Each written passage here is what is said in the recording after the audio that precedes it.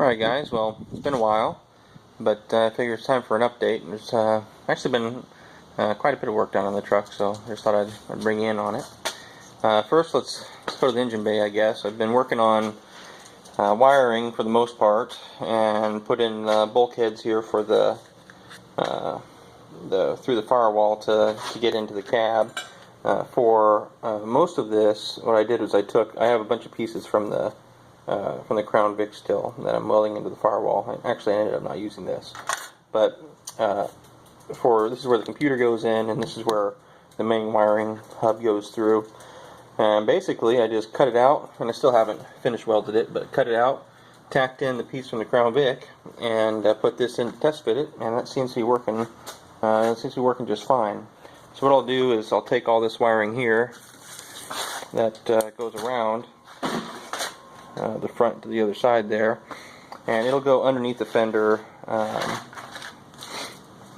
eventually. It'll go underneath the fender like this and bolt in with P-clamps in the bottom of these holes here and stay up out of the way, tick up out of the way. The other thing I've done is I finally mounted up my battery junction box here to the passenger fender here, and that's just bolted through a couple of bolts here. Just the original factory bolts going through some holes in the drilled into the inner fender well here, and on the factory bracket. So that was pretty simple to do.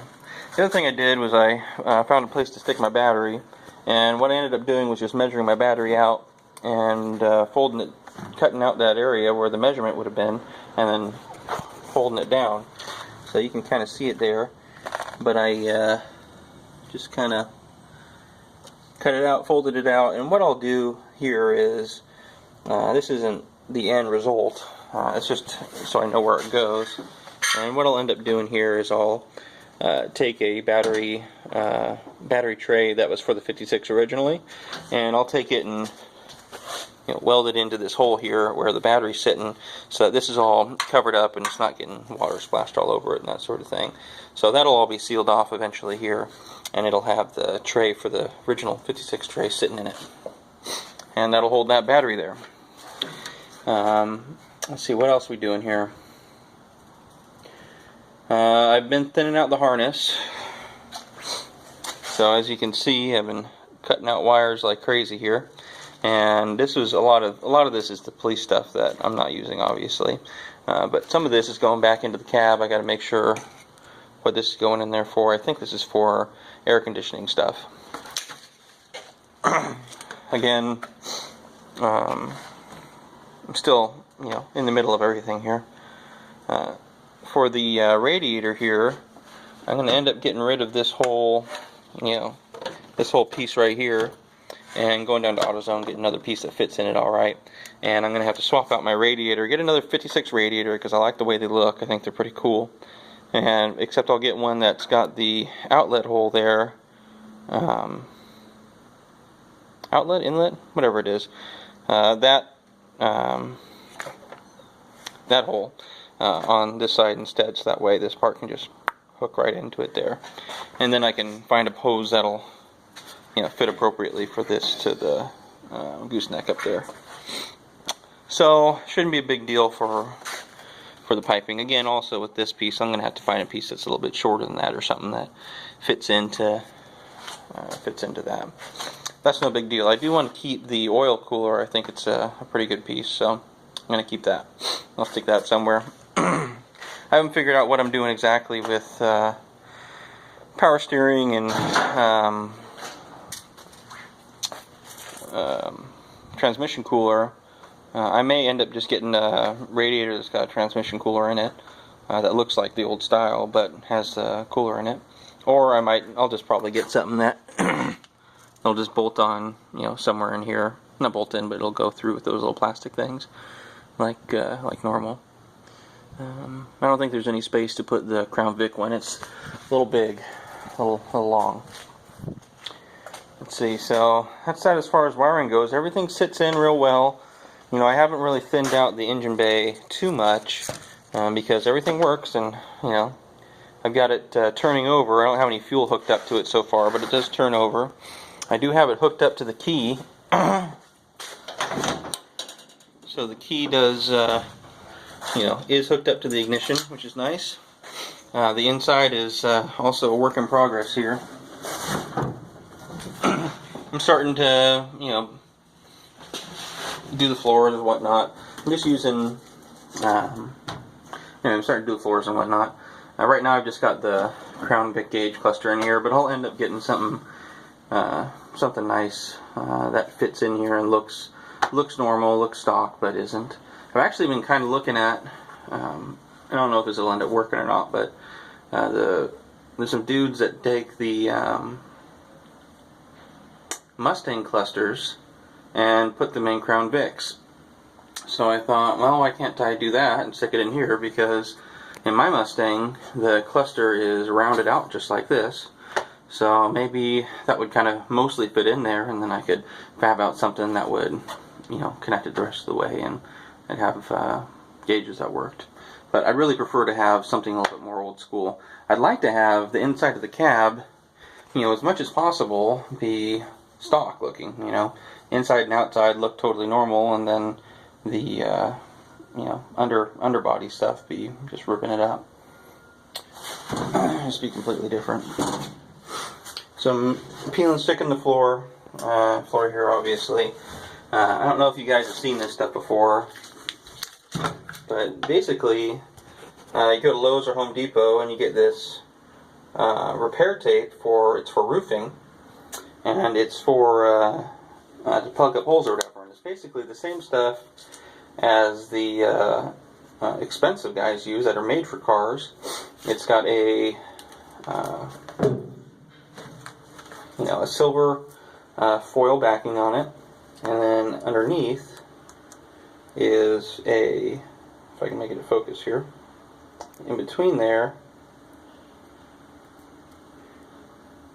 it won't focus, but in between there is a rubberized tar kind of coating. So it sticks to the floor and seals on it really well. It reduces vibration, so it'll help with noise control, but it'll also more help with heat and vibration control, so that'll be really nice. I've just done the center section of it here, and I haven't done this area out here because I'm going to end up, pulling all this area apart when I have to fix these holes down in here. So that'll be another day. What else have I gotten done on the truck here? Now this is just more wiring harness. This is all the stuff that was, and I have thinned this out, believe it or not, but this is all the stuff that was inside the Crown Vic, going to the rear for the lights and all that sort of thing, that I figured I might want to keep, including like the stuff that was going into the driver door for power windows and whatnot. I figured I might be able to use those leads for, if I wanted to put power windows, power locks in the truck eventually. But I think, looking at it more and more, that I'm probably just going to run,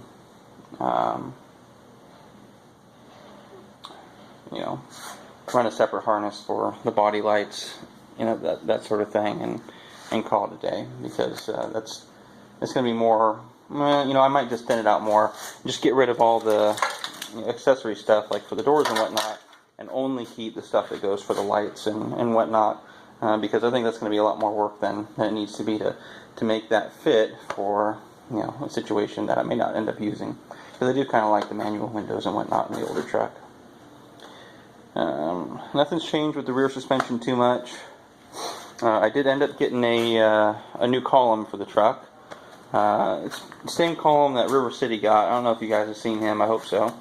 But he's got a 60-something truck that he's working on. He's doing a really good job. And I got a new steering wheel here for it, which I really like, and it has that old school look to it. So steering wheel, column, and that'll drop in there. I've still got to figure out, and I've got the universal joints and the double D rod for it, whatever. Right over here, double D rod. got that for it. But I still got to figure out exactly where I want it to come out the firewall, because down here is where the shaft for the rack and pinion is, and if I go straight out from that, I'm running into my exhaust manifold here, and where it comes out of the truck naturally, where the 56 came out of the truck, it's like right here. So if I end up, man, it's not focusing where I want it to.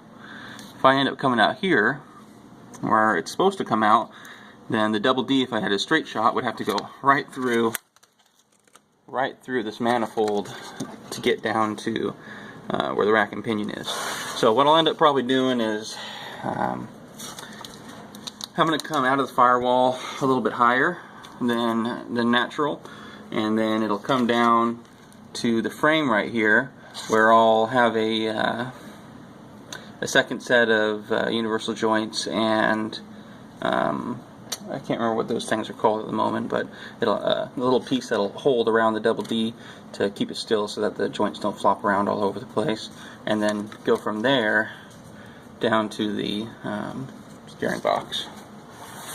So I've got to get a couple more parts on that. Don't have the brakes hooked up or anything, so I've still got to run that. I did put, and I don't know if you'll be able to see it. Should have prepared for this a little bit better, I suppose. No, you can't see it back there. I did end up putting 1-inch spacers on the rear. As you guys know, the Mark 8 IRS is a lot more narrow than the Crown Vic independent front suspension is. So, and it's a different bolt pattern, which was the big problem. So, what I ended up doing was getting a 1-inch spacer that changed the bolt pattern from 4 1/4 to 4 1/2, 5 on 4 1/2, and so that pushed out the wheel enough that I could use the same rims all the way around without hitting the fender or hitting the bed of the truck. And I tested it beforehand, measured everything out, and 1 inch was about right. I did have to cut off, underneath here, the tips of all the lugs that were originally the factory lugs that were on there. Just the tips of them off so they wouldn't interfere with the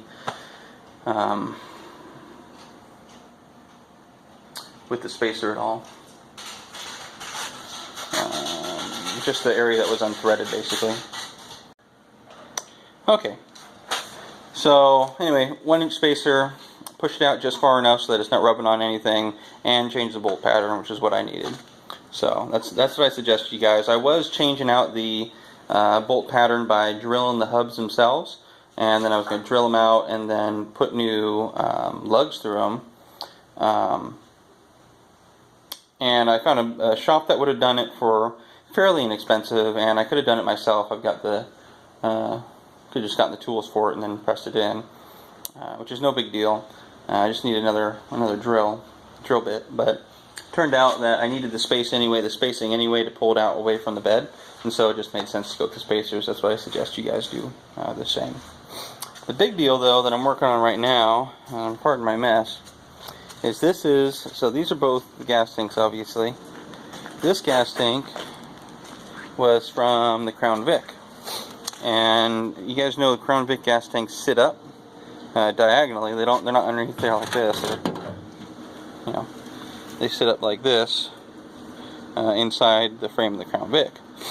And I thought, well, that's the same way it fits inside the 56. 56 gas tank sits up like that. So I measured them out, and they are almost exactly the same height as far as the usable capacity height. This one's a little bit thicker, but they're almost the same height. So over here, measured it out, and it looks like I'll be able to use the entire fuel sending unit, the whole pump and sending unit and everything from the Crown Vic gas tank. I cut it out, made that big hole in it, and put it into the 56. So what I did is I found the widest ribs here that would fit it. Probably should have gone into this one, it would have been easier.